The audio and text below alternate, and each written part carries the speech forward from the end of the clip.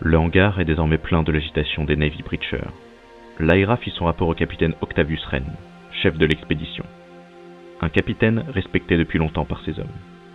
Ses félicitations furent brèves, mais sincères. Une victoire nette, une position tenue, des pertes jugées acceptables. Ces mots touchèrent Lyra plus qu'elle ne l'aurait admis, mais elle n'a pas eu le loisir d'en savourer l'instant.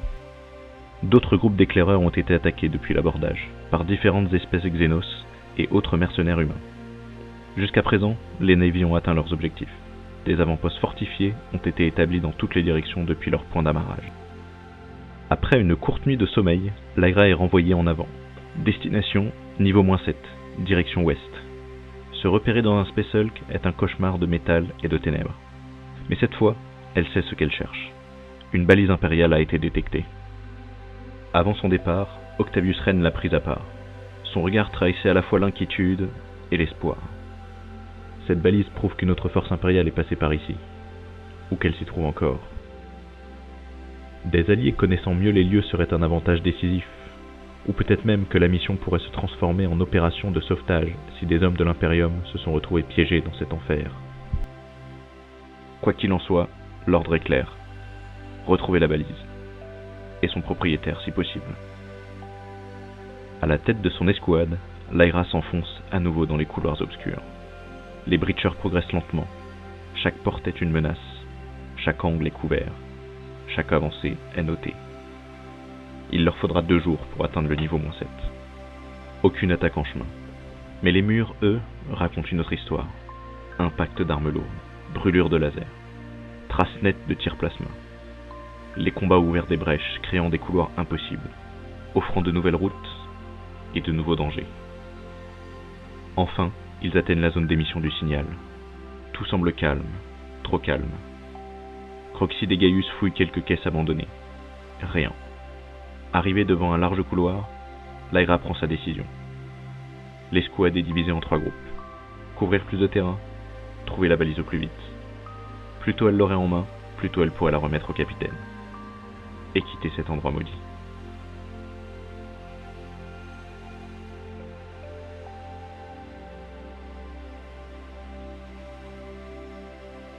Lyra donne ses ordres sans élever la voix. Aurelian Draxos, Augustus et Horst partent en avant, direction le bout du couloir qui tourne sur leur gauche.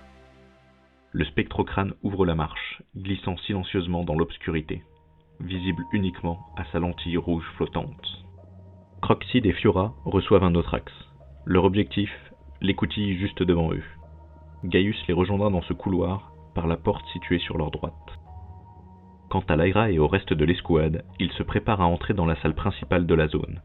Les gestes sont précis. Répétés. Comme devant tant d'autres portes. Lyra et son groupe prennent position. Helios s'avance en premier. Son immense bouclier est levé, prêt à encaisser le premier choc. À ses côtés, Teiva verrouille sa position. Sa caronade laser est pointée vers l'ouverture, prête à arroser tout intrus imprudent. Du côté d'Aurelian, aucun contact. Le couloir est encombré. Un amas de caisses et de débris bloque partiellement le passage. Un obstacle ou une cache pour la balise. De l'autre côté, Croxide actionne l'écoutille et s'élance à l'intérieur. Lui aussi découvre un amas de matériel abandonné, entassé au milieu du couloir. Il avance prudemment. Fiora le court, son fusil à pompe levé, prêt à tirer par-dessus son épaule au moindre mouvement.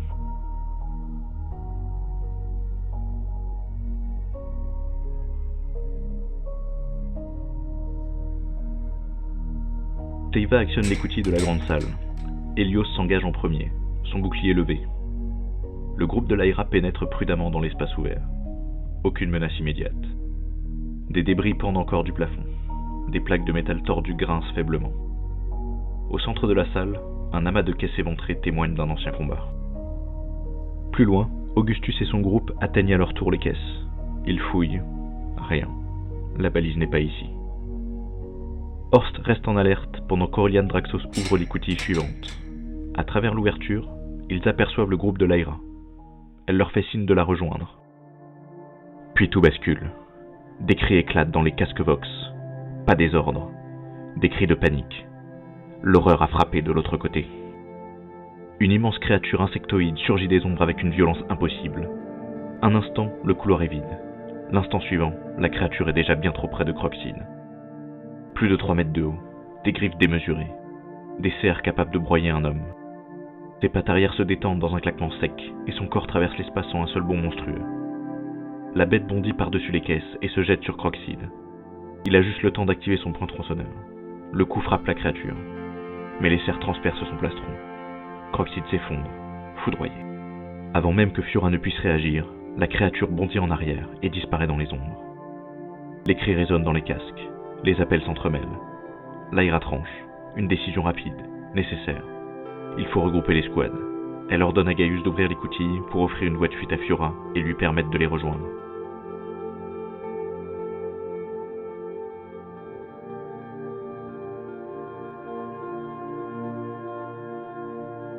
Alerté par les cris, Augustus se retourne brusquement. Entre les conduites, quelque chose bouge. Trop rapide, trop fluide. Il n'hésite pas. D'un geste sec, il libère le spectrocrâne et lui transmet l'ordre d'attaque.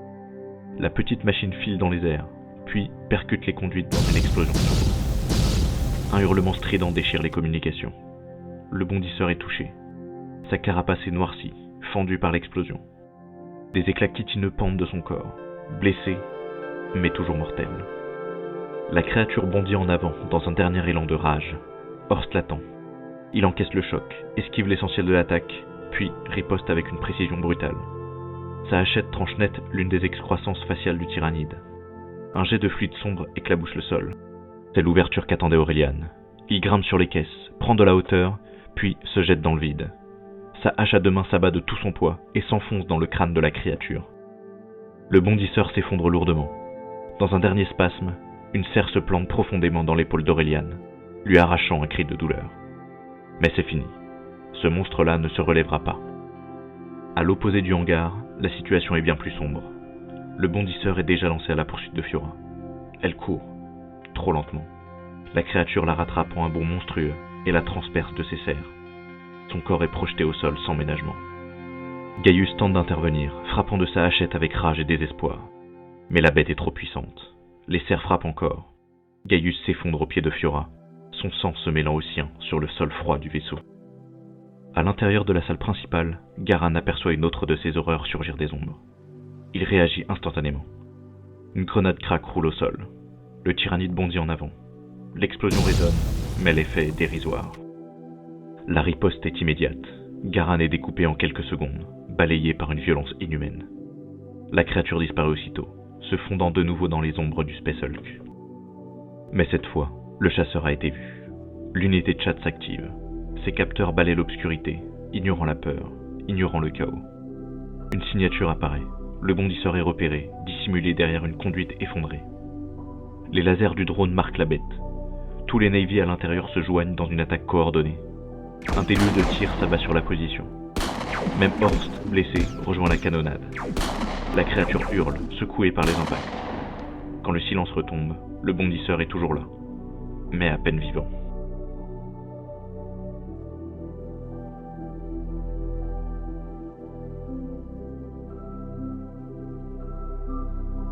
Lyra n'hésite pas. Elle active son épée énergétique dans un claquement sec. La lame s'embrase d'une lumière bleutée. D'un pas rapide, elle se glisse sous la conduite effondrée et frappe avant même que la créature ne puisse réagir.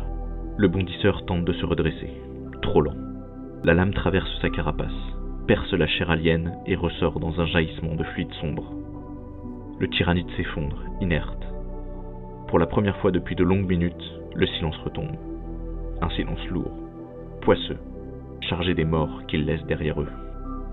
Aurelian et Augustus rejoignent la salle principale, encore haletants, armes prêtes. Horst fouille fébrilement le chaos de caisses éventrées, repoussant débris et morceaux de métal fondu.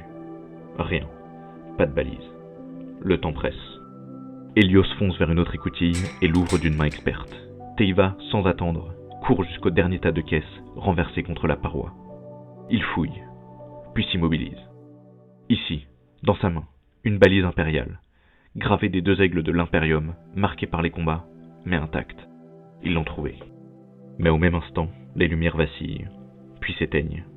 Les ténèbres reprennent leur droit. Et quelque part, dans l'obscurité du Space Hulk, la dernière bête bouge encore. Invisible. Patiente.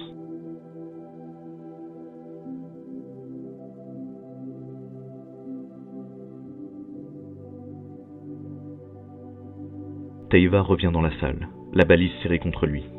Instinctivement, les navis se resserrent autour de lui, formant un cercle de chair, d'acier et de foie. Ils doivent rentrer. Encore quelques couloirs, encore quelques portes. Aurelian s'avance prudemment vers l'écoutille, prêt à ouvrir la voie. Mais pas assez prudent. Un bondisseur jaillit des ombres comme un cauchemar incarné. Une masse de griffes et de muscles qui frappe sans un bruit. Les serres lacèrent le visage d'Aurelian dans une gerbe de sang. Avant que quiconque puisse réagir, la créature disparaît déjà, happée par l'obscurité.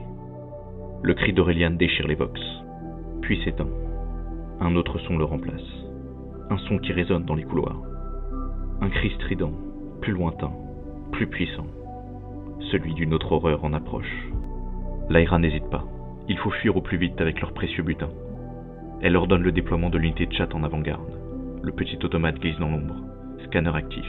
Laser prêt à marquer la cible. Mais cette fois, rien. La zone est trop vaste. Les conduites trop nombreuses. Les ombres trop épaisses. Le tyrannide est là. Ils le savent. Mais pour l'instant, c'est lui qui chasse.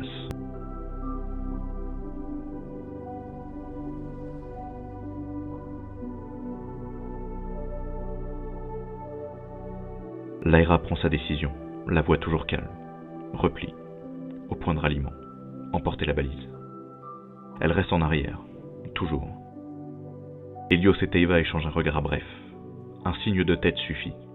Ils s'élancent à travers l'écoutille.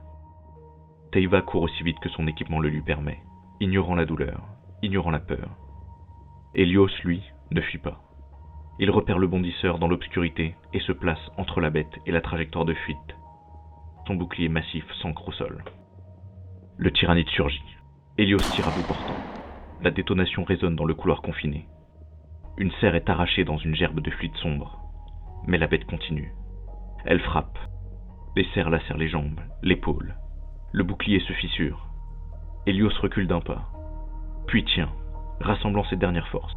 Il projette tout son poids dans un coup de bouclier titanesque, repoussant le monstre contre la paroi. Le bondisseur hurle, puis charge à nouveau. Cette fois, c'est trop. Helios s'effondre, transpercé. Mais le regard encore tourné vers la fuite de ses frères. Il a juste le temps de voir Horst et Augustus lever leurs fusils.